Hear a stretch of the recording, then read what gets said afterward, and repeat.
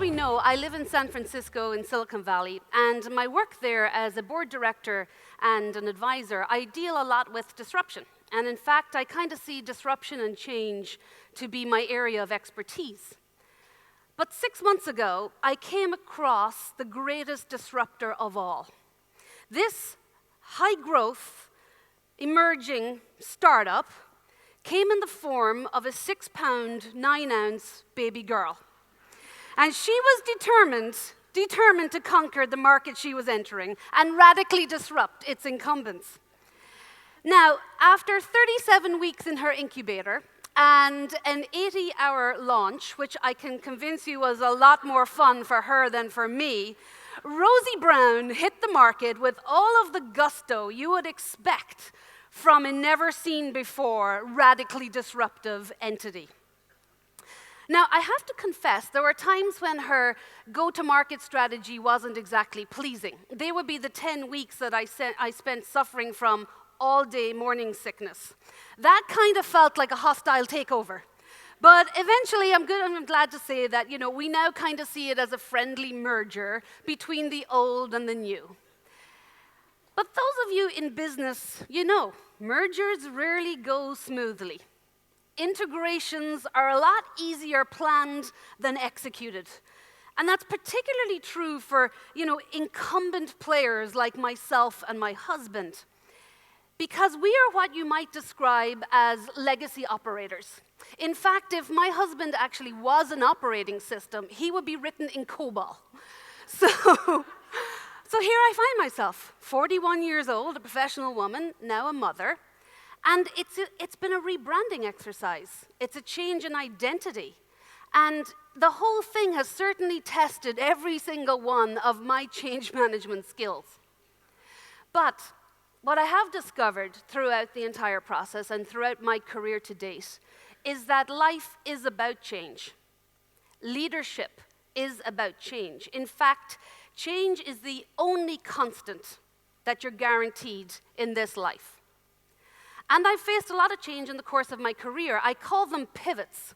I pivoted firstly from physics into public policy, then from academia to financial services, from banking into tech, from Ireland to Pittsburgh, to Toronto to New York to Silicon Valley, and finally, as a pivot from an operating role into my current life as a director and investor, and of course, a mother.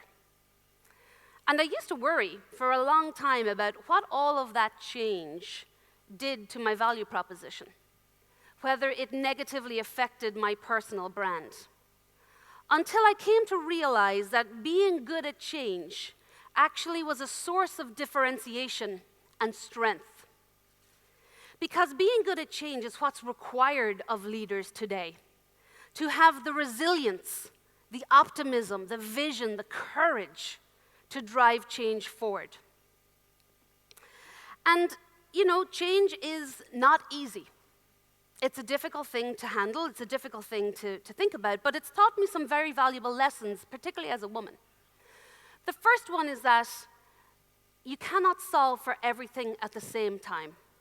You have to be really clear about what you're solving for, and that will differ greatly at different times in your life. Because as women, our lives are complex. We wear many titles, we have many hats. And like an equation with too many variables, you just can't solve for them all. So I've declared that on any given day, as a wife, as a mother, and as a professional, at best, I can be good at 2 of those 3 things. I can't be good at all 3, not at the same time. And you know something? I've just come to peace with that. You can't find work-life balance on any given day, but you can find it on any given week or month, or maybe even just year. The second thing change has taught me is that you have to have the courage to take some risk. And it's far more freeing, far more empowering to be motivated by the opportunity of something new than it is to allow yourself to be motivated by the fear of just staying still. Sometimes you just have to leap, not knowing where you're going to land, but having the confidence in yourself that you will figure out how to deploy your parachute before you hit the ground, and to surround yourself with lots of people who can help you do that. But the third lesson that change has taught me, and this is the most important, is that to successfully navigate life at any age or stage, you have to tell that roommate in your mind, and you all know the one I'm talking about. You have to tell her to, frankly, shut up. Now, let me tell you a little bit about my roommate. She moved in, I think, sometime in my teens. And she's what you'd call a mean girl, right? She wallows in negativity. She specializes in criticism, and she trades in fear. And you know, some of the time, I manage to drown her out. But a lot of the time, she's just up there having a right old party in my brain, and she has an opinion about everything. But here's the secret. Every successful woman has that roommate in her mind, constantly trying to convince her that she's not enough, constantly trying to convince her that she shouldn't try, or that she'll never succeed. And it took me a long time to realize, and even longer to internalize, that she is not me. I am now aware that she's there, but I ignore her. And learning how to shush that roommate in your mind is key to successfully navigating change and moving your life forward. Silencing the roommate in my mind has also given me the confidence to finally speak up about the things that really matter to me. And that is leaving Rosie with an environment that's better than the one that I encountered. You see, it's not just enough for us as women to have a seat at the table. It's not just enough for us to lean in. We have to lean in, and we have to speak up. And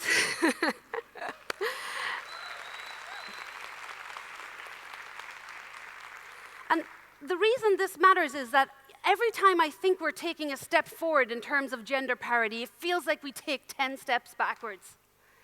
You only have to look at every headline coming out of Silicon Valley in recent weeks to just see that things are not okay as they are.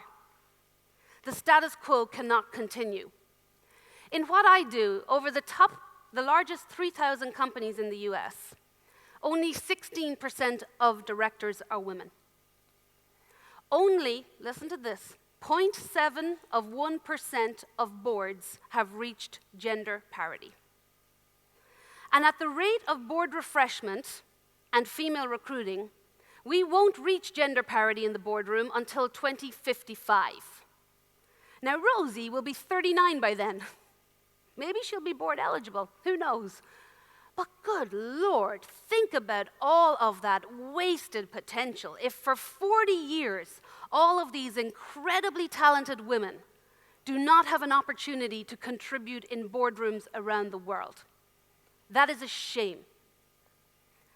So what I believe is that, companies have been developing and implementing these big diversity and inclusion initiatives. We heard about some of them this morning for a long time. But I don't think they work. I don't think they've moved the needle at all. And the reason being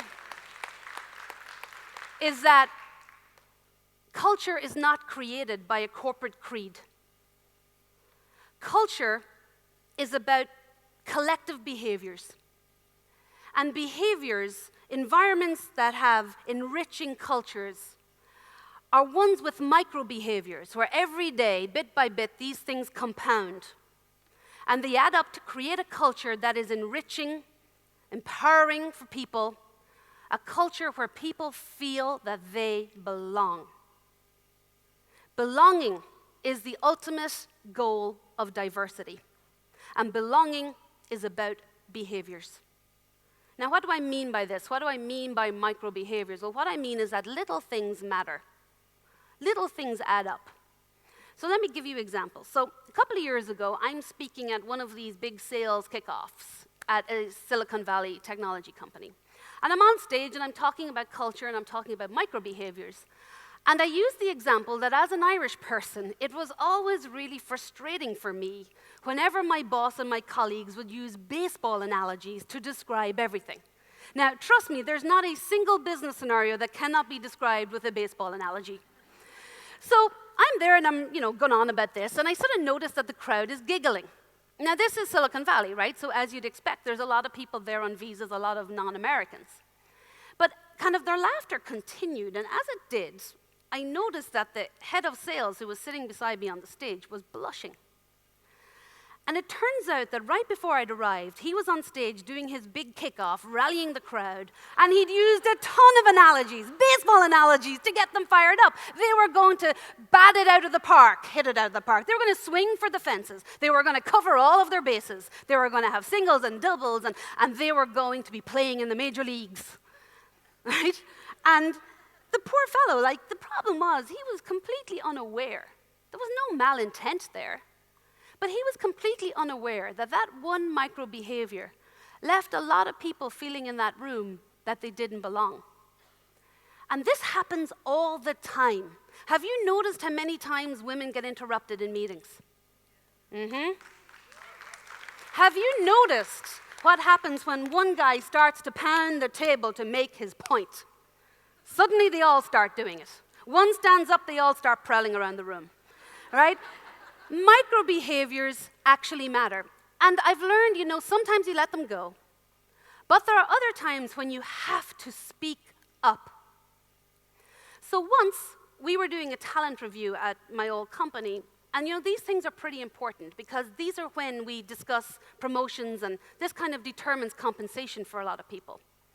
And my boss, who was a supportive guy, asked one of my colleagues about this lady, Tina, who was a particularly talented, obviously female, high-potential employee. And my colleague answered, well, Tina's just had her third baby. And blah, blah, blah. And you know what? Nobody heard a single thing after Tina's just had her third baby.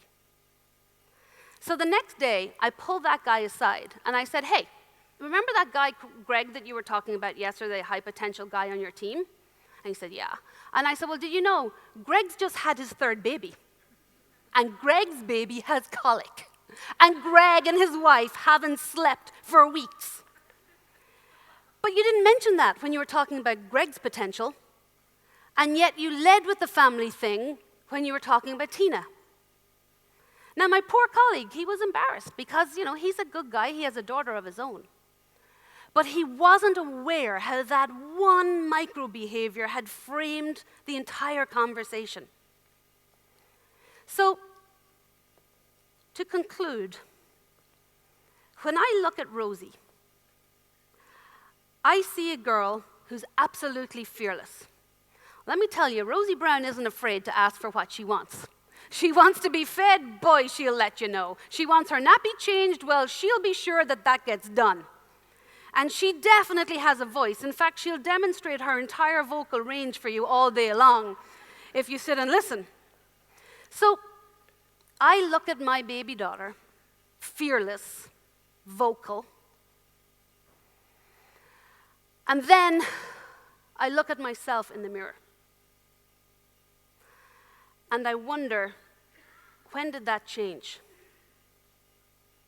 When do we as little girls stop being fearless? When do we as little girls stop speaking up? When do we as little girls lose our voice? Between me and Rosie, when does that happen? How does it happen? When I'm working with CEOs and leaders in Silicon Valley, I tell them that their job is to pry open the window of change and keep it open for as long as possible, because inherently all organizations want to come to rest. And now I know that my role is to pry open the window of change for Rosie and for all those other little girls out there, and to keep it open against all of the societal and cultural forces that want it closed. So when you leave Inspirefest today, I have one ask of you. Help me to pry open that window of change for Rosie. And you do that by being fearless yourself. You do that by speaking up. And you do that by being aware of your behaviors and the behaviors of others that bit by bit add up to create environments where everybody feels that they can succeed, where everybody feels that they belong. If we manage to do that, my friends, well, damn, that will be a home run. Thank you very much.